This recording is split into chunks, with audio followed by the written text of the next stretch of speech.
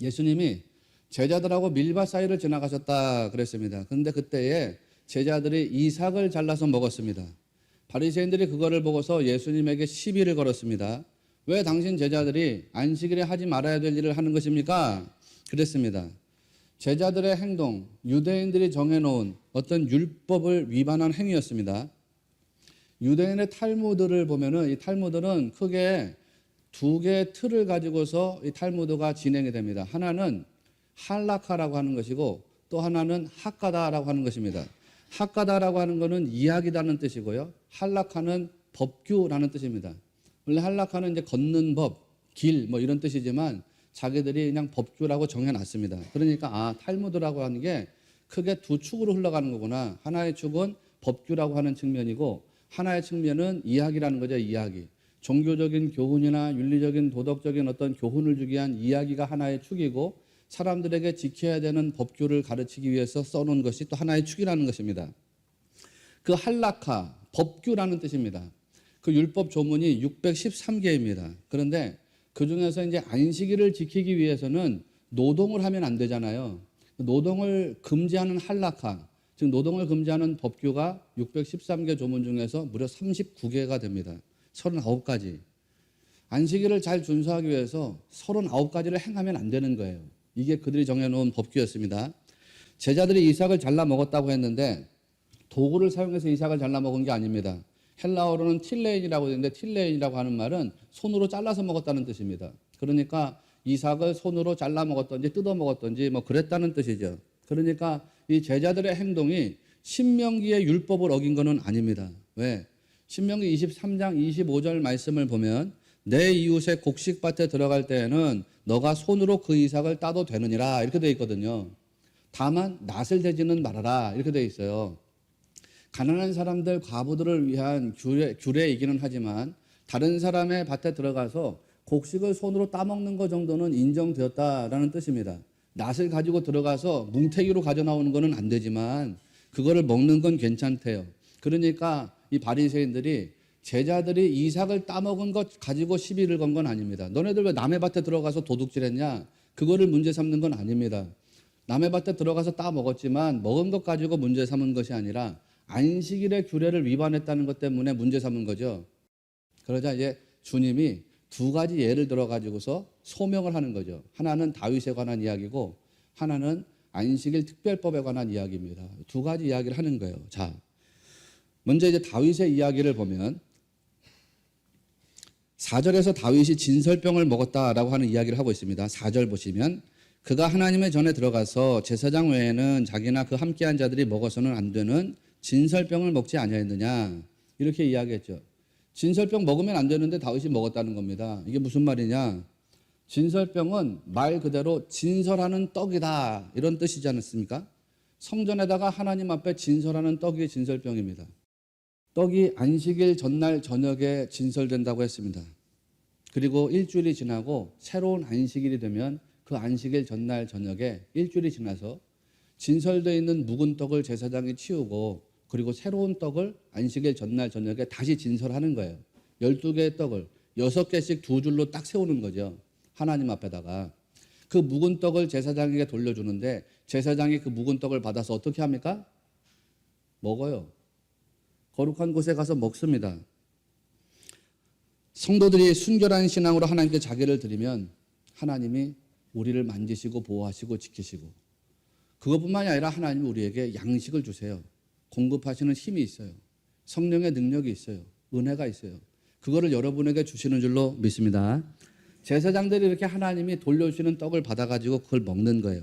다르게 말하면 하나님이 주신 양식을 받아 먹는 거예요.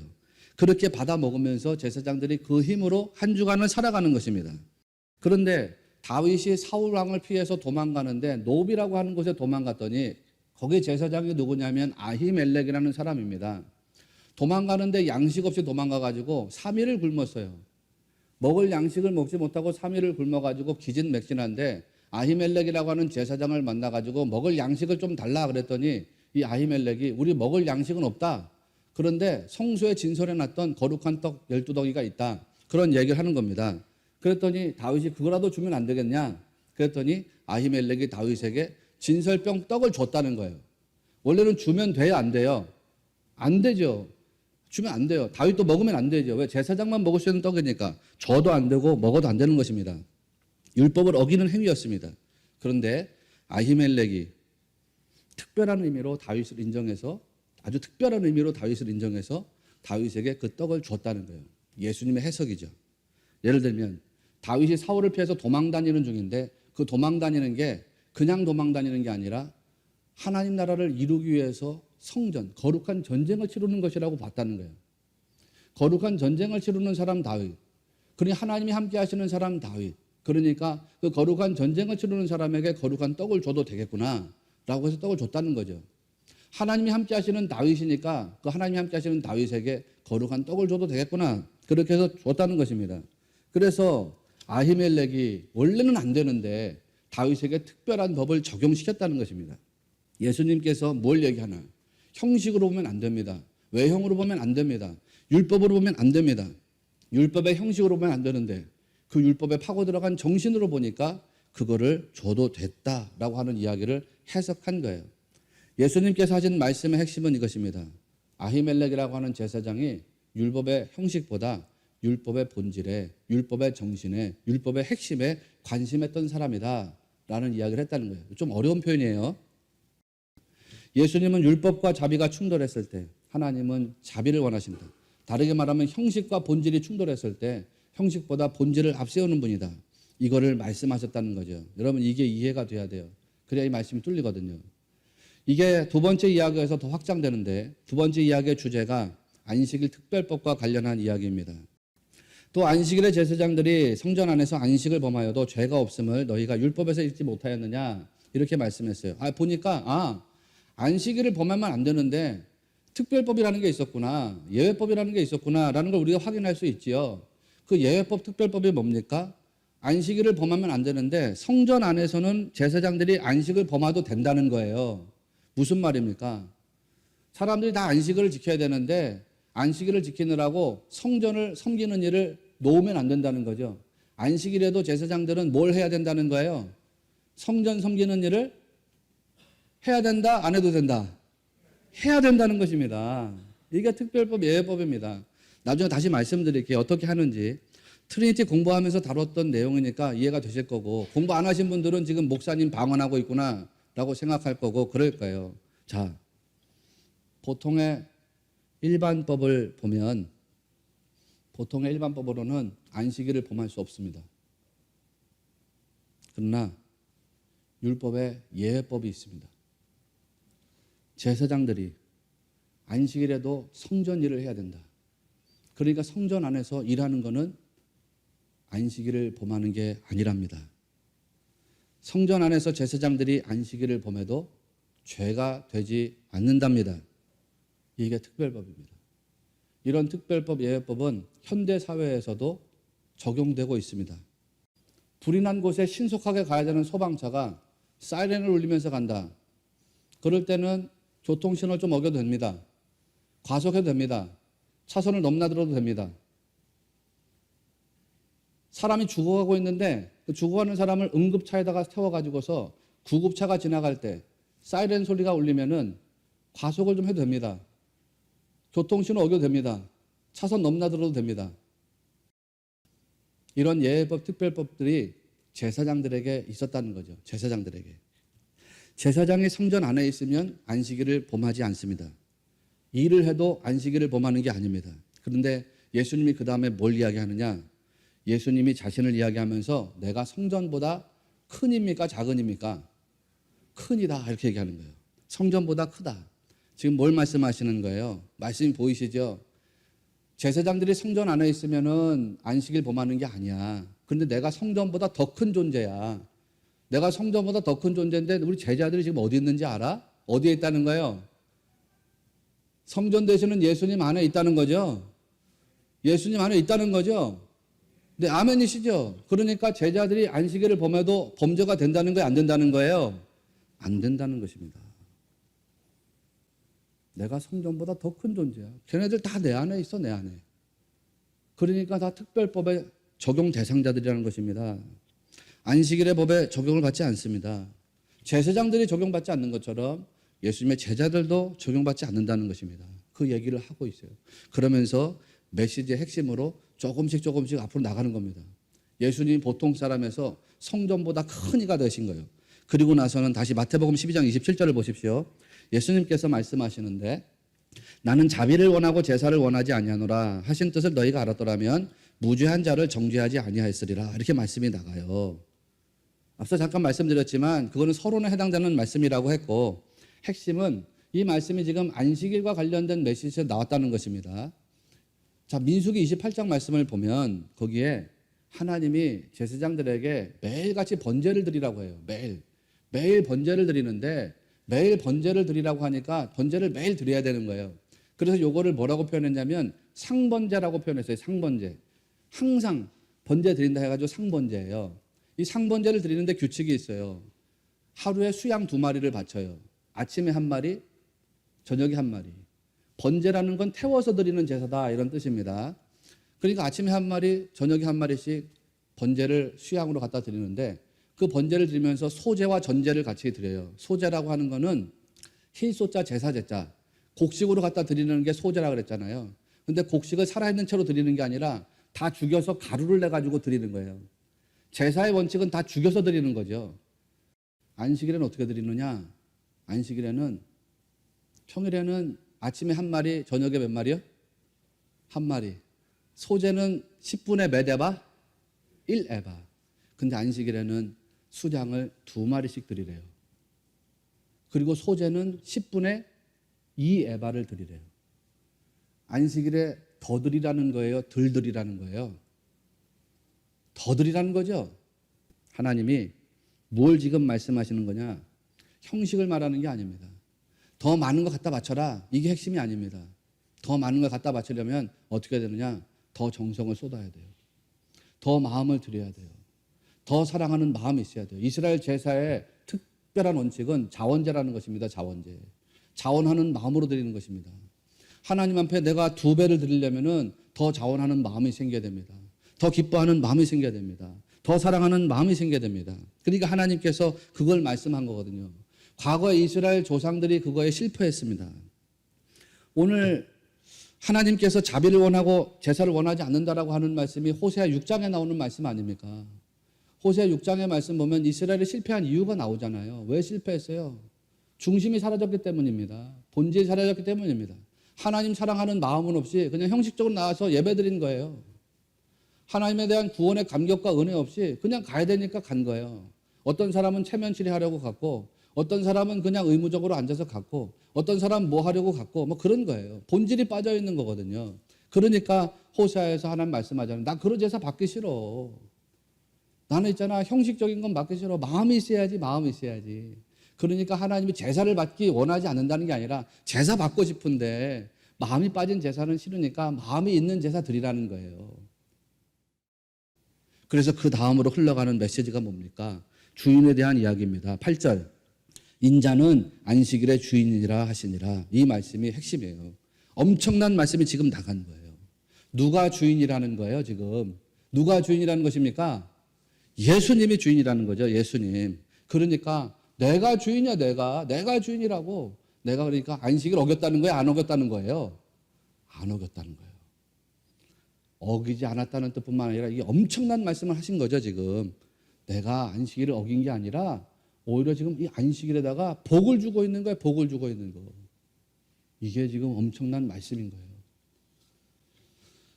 왜 지금 예수님이 안식일에다가 복을 주고 계신 것이냐라고 하는 것을 지금부터 설명하겠습니다. 출애굽기 20장 11절 말씀을 보면 안식일에 대해서 이렇게 말했습니다. 이는 엿새 동안에 나 여호와가 하늘과 땅과 바다와 그 가운데 모든 것을 만들고 7째 날에 쉬었음이라. 그러므로 나 여호와가 안식일을 복되게 하여 그날을 거룩하게 하였느니라. 하나님이 안식일을 복되게 하시고 안식일을 거룩하게 하셨답니다.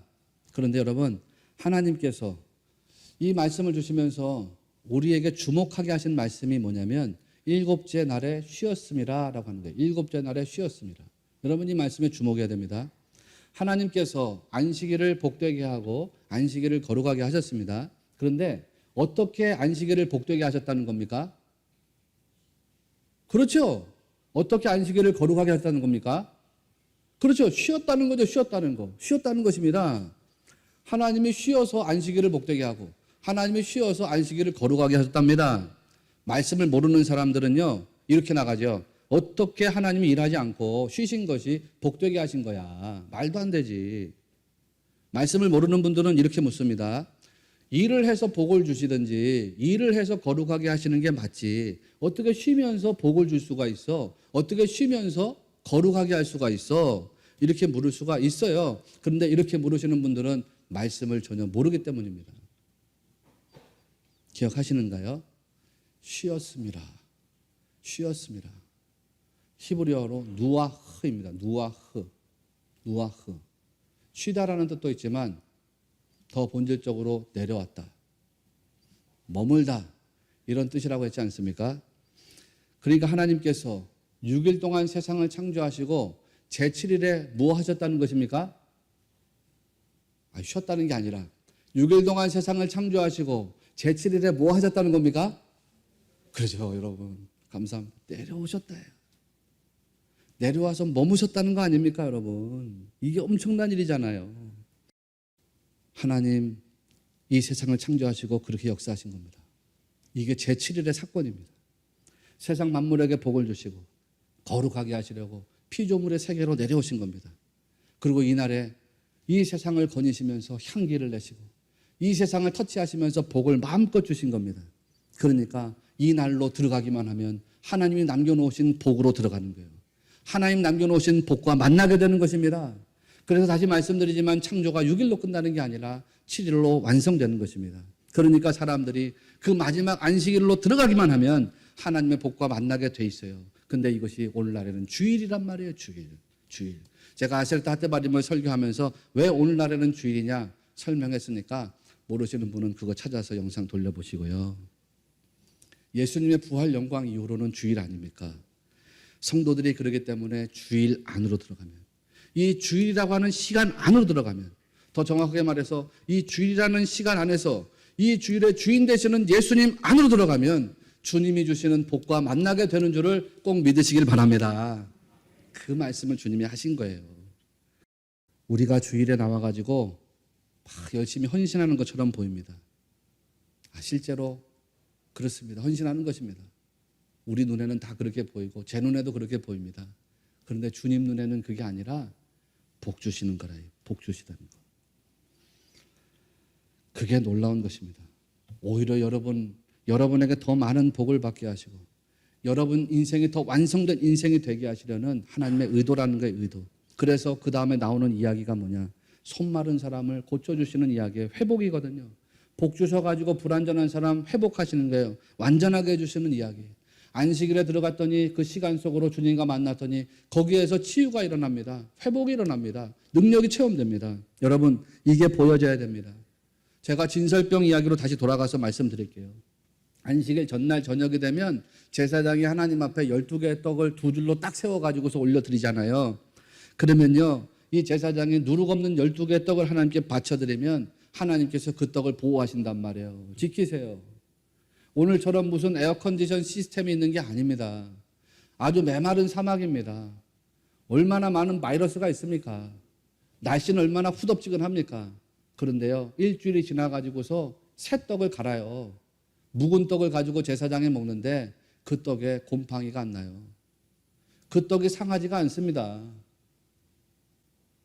별로 안 놀라시네. 왜? 이게 신비거든요. 하나님이 지키고 보호하시기 때문입니다. 하나님께서 지키고 보호하신다는 것뿐만이 아니에요. 그 안식일 전날 저녁에 진설해 놓은 12개의 떡에다가 하나님이 복을 담으시는 게 복을 담으니까 상하지 않겠죠. 복을 담으니까 곰팡이가 피지 않겠죠. 하나님 복을 담아가지고 그걸 누구에게 주냐? 제사장에게 다시 돌려줘요. 이스라엘 백성의 제사장들이 진설한 떡을 하나님이 갖다가 드시는 게 아닙니다. 그 떡에 복을 담아가지고 오히려 제사장들에게 돌려줘요. 이스라엘 백성들에게 돌려주신다고요. 그러면 제사장들이 거룩한 곳에서 그 떡을 먹는다고 했습니다. 제사장이 바로 그 힘을 가지고 사는 거거든요. 하나님이 주신 복을, 하나님 주신 은혜를, 하나님 주신 힘을 자기 안에 담아가지고 그걸로 살아가는 것이거든요. 여러분, 이게 하나님의 은혜라는 사실을 기억하셔야 돼요.